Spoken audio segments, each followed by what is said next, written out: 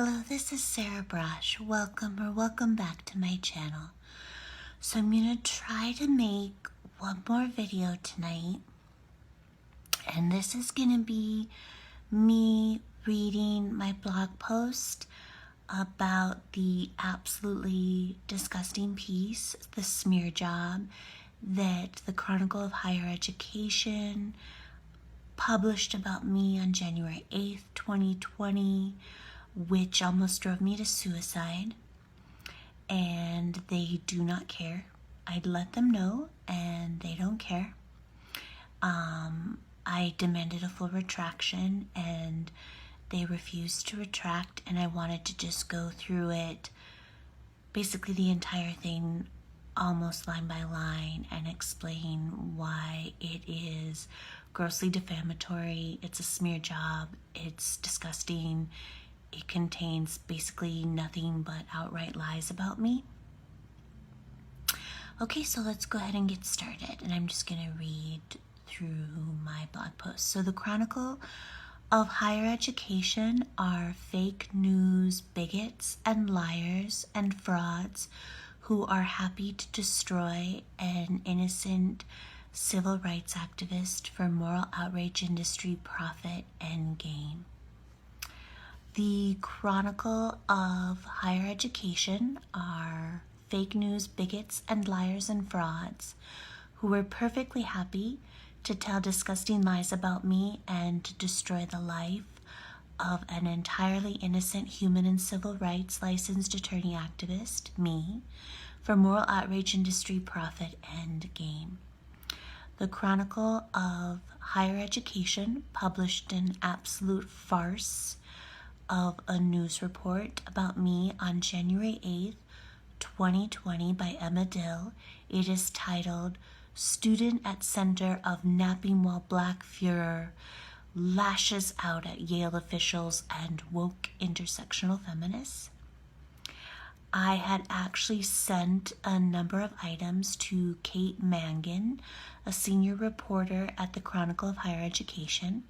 I had been previously egregiously defamed by Kate Mangan in the Chronicle of Higher Education, but I have been releasing mountains of evidence that I am the entirely innocent victim of the living or napping while black hate crime hoax at Yale, and I had high hopes that the Chronicle of Higher Education would be interested in correcting the record and doing right by me after they had participated in the global defamation campaign against me that sent me into hiding for over a year, almost resulted in my suicide, and destroyed my life and human and civil rights, academic, and legal careers.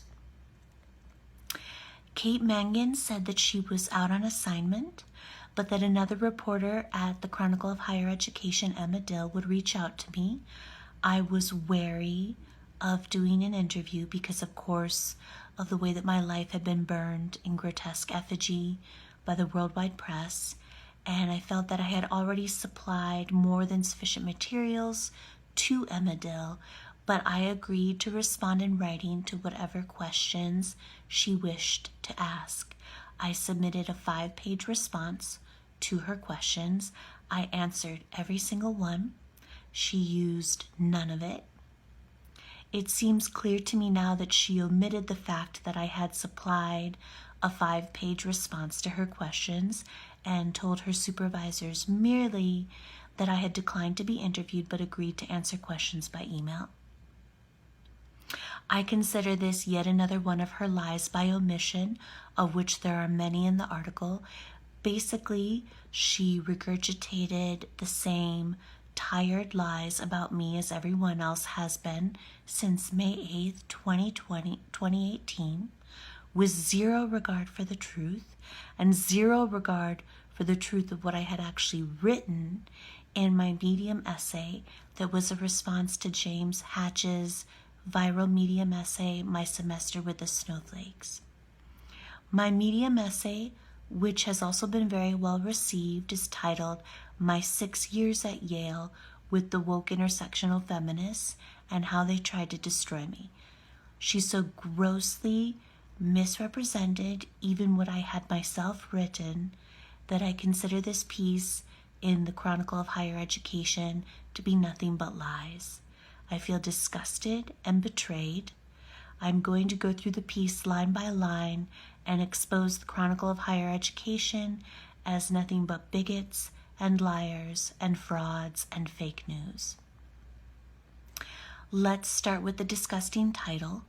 Student at center of napping while Black furor lashes out at Yale officials and woke intersectional feminists.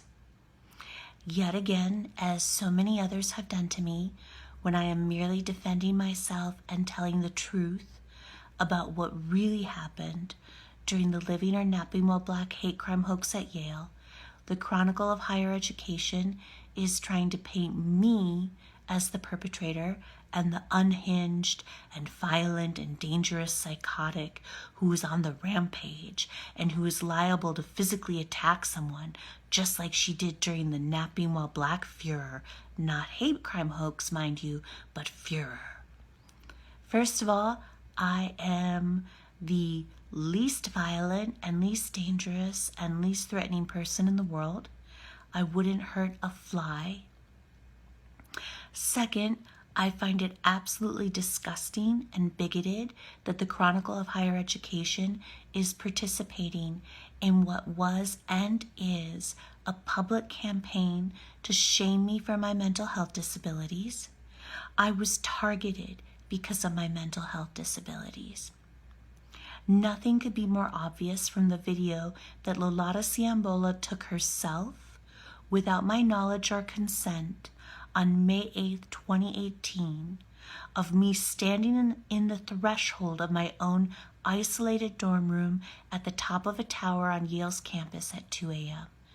The Chronicle of Higher Education should be ashamed of themselves. This is disgusting bigotry, and there is more to follow in the body of the article. Let's begin with Emma Dale's gross mischaracterization to the point of gross untruthfulness of how I describe a traumatizing event during the spring of 2015 at Yale University in the philosophy department. This is how Emma Dale of the Chronicle of Higher Education characterized the event. Braasch traces the attacks on her to 2015, when online searches turned up anti-LGBTQ comments a professorial candidate had previously made. After some students worked to keep the candidate from getting the job, Braasch told them they were violating his civil rights. In point of fact, when the philosophy department grad students went trolling online to dig up dirt on the job candidates for a tenure-track assistant professor position, they found years-old comments by our only person of color job candidate, an evangelical Black man, on an explicitly Christian forum in which he professes his Christian faith and adherence to biblical scripture as Christian doctrine, including what he understands to be a prohibition on sodomy, which he interprets as including a prohibition on homosexual sex. That's basically it. And the philosophy department graduate students plan to disrupt his job talk with a protest. Discrimination during the hiring process on the basis of religion is a violation of federal civil rights law.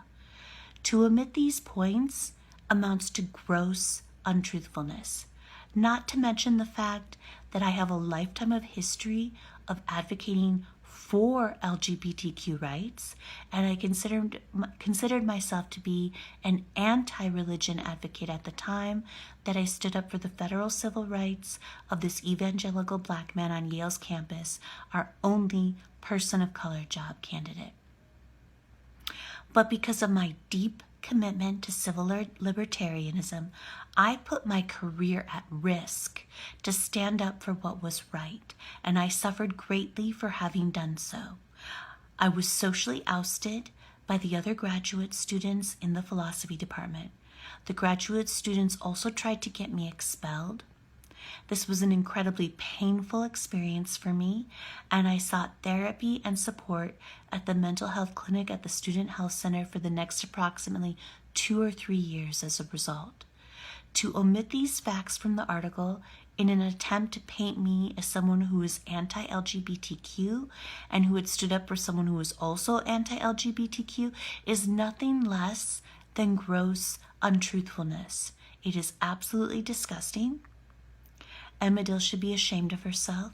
The Chronicle of Higher Education should be ashamed of themselves to publish what amounts to sensationalized defamation, what amounts to a trashy gossip piece not worthy of the National Enquirer. Then Emma Dill grossly mischaracterizes the entire living or napping while black hate crime hoax at Yale.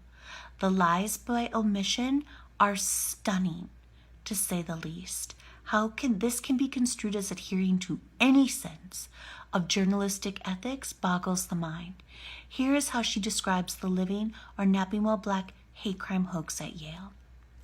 Then, in 2018, Braasch called the campus police twice to report incidents involving black students. The first occurred in February when she called to report her discomfort with a black student, Renaissance Jean-Louis, standing in a stairwell near her dorm room. 3 months later, she called campus police again to report Siambola, who had fallen asleep in a dormitory common room. After that, Braasch alleges administrators interrogated her about views she had expressed in blog posts. I was in a state of absolute shock reading this. The description of the February 24th, 2018 incident amounts to an outright disgusting lie. I did not call the non-emergency helpline of the Yale campus police to report my discomfort with a black student because he was standing in the stairwell near my dorm room. I am still shocked reading this, that the Chronicle of Higher Education allowed this to be printed and published. I cannot even fathom how the editors and fact-checkers at the Chronicle of Higher Education can look themselves in the mirror and sleep at night after allowing this to be printed and published in the Chronicle of Higher Education. As I have made clear over and over and over again, I called the non-emergency helpline of the Yale campus police, widely regarded as more or less campus security, as I had been repeatedly instructed to do for any reason whatsoever, because I was followed in an unauthorized manner into the tower elevator of the Hall of Graduate Studies, my Yale dormitory, and up to my isolated dorm room on the 12th floor of the tower of HGS, the only dorm room on that floor. This stranger, who was clearly not an HGS resident, appeared to me to be waiting for me to open my isolated dorm room door. He was standing right next to me, as the 12th floor landing is quite narrow.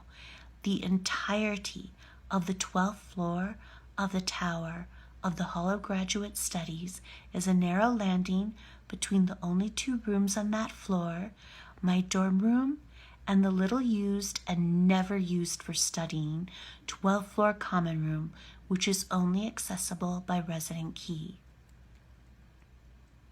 I tried to avoid a confrontation with this man, and I was not about to open my isolated dorm room door in front of a stranger who had followed me up to my isolated dorm room in violation of Yale housing regulations.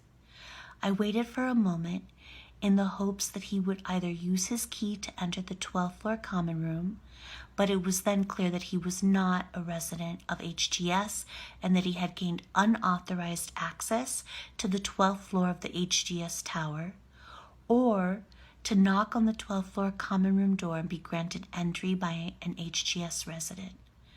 I went down to the 11th floor and then up a side stairway into the 12th floor common room, which was dark and completely empty. It was not being used. There was no event taking place. I had hoped that the man had left, and I exited the 12th floor common room and crossed the narrow 12th floor landing to enter my dorm room safely, when the man, whom I had tried to avoid, and whom I had hoped had left, called out to me. I didn't want to be rude, so I stopped to speak to him, and I explained to him that he needed to be a resident and have a key to gain access to the 12th floor common room, and I asked him to leave if he was not authorized to be there. The man scoffed at me and turned to walk down the stairs. After I said this to him, I decided to err on the side of caution and called the non-emergency helpline of the Yale campus police, and the first thing I said to the officer who answered was that I wasn't sure if I needed their assistance. The officer told me that he would send someone by just in case, just to make sure that everything was okay. He also told me that the officer would come and speak to me, but that never happened. To characterize the facts above as me calling the police because I felt discomfort with a black male student standing in the hallway outside my dorm room is such an abominable, dastardly lie that I am still in shock that the Chronicle of Higher Education published this. This lie can only be construed as meant to destroy me and endanger my life. I still receive death threats and threats of violence, including sexual violence. My human and civil rights academic and legal careers have been destroyed. I was subjected to a global vilification campaign meant to publicly shame me for my mental health disabilities. That the Chronicle of Higher Education wishes to continue this defamation campaign that almost got me killed in January 2020 after the truth has come out about the living or napping while black hate crime hoax at Yale is beyond shocking. This is why the Chronicle of Higher Education are nothing but bigots and liars and fake news frauds. I think I'm going to break this up into parts because it's getting a little bit long. So that will be the end of part 1. And then I will finish with part 2, of course. Okay, great. I'm going to provide many links below, including to this blog post. And, of course, also my PayPal me and GoFundMe links. So please donate to my legal fund so that I can sue the Chronicle of Higher Education. Thank you so much. Good night.